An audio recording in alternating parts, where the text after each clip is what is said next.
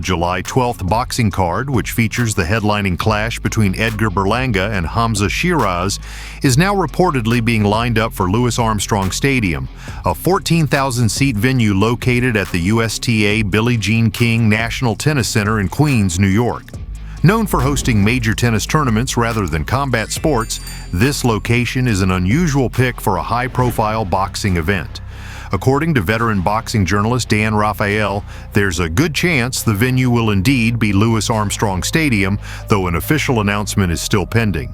If confirmed, it would mark one of the rare occasions a boxing event is held at a venue primarily built for tennis. And while the stadium does boast a decent capacity, it lacks the prestige and boxing history of established venues like the Barclays Center or Madison Square Garden. In terms of atmosphere and impact, it may leave fans underwhelmed. Despite Berlanga being billed as the main event attraction, many fans are voicing frustration. The general sentiment is that WBC lightweight champion Shakur Stevenson, defending his title against the undefeated and fan favorite William Zepeda, deserves to headline.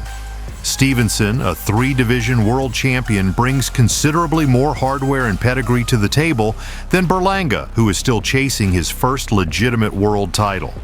Adding to the controversy is Berlanga's most recent appearance in the spotlight, a one-sided defeat in his super middleweight title shot against unified champion Canelo Alvarez on September 14th.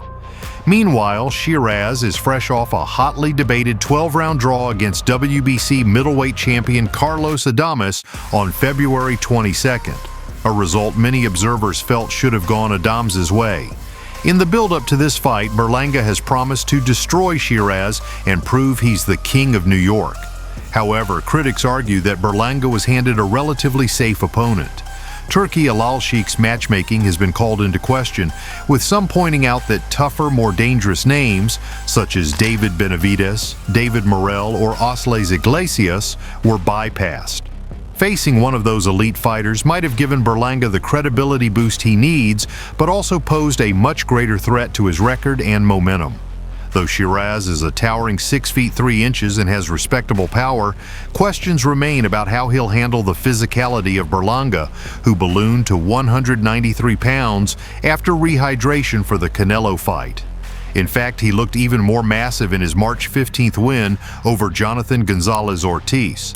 This bout will also mark Sheeraz's debut at 168 pounds, another variable that makes the matchup all the more unpredictable. Berlanga had previously named Jermall Charlo and Jaime Munguia as potential stepping stones en route to a Canelo rematch.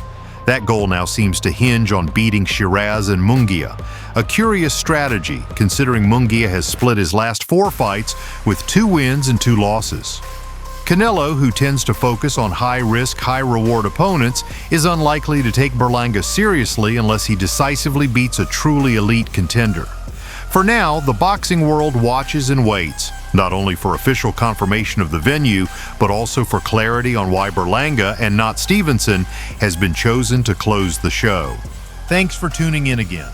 If you enjoyed the video, drop a like and share your thoughts in the comments. Don't forget to subscribe so you never miss any exciting content. See you next time. Stay strong and motivated. Take care.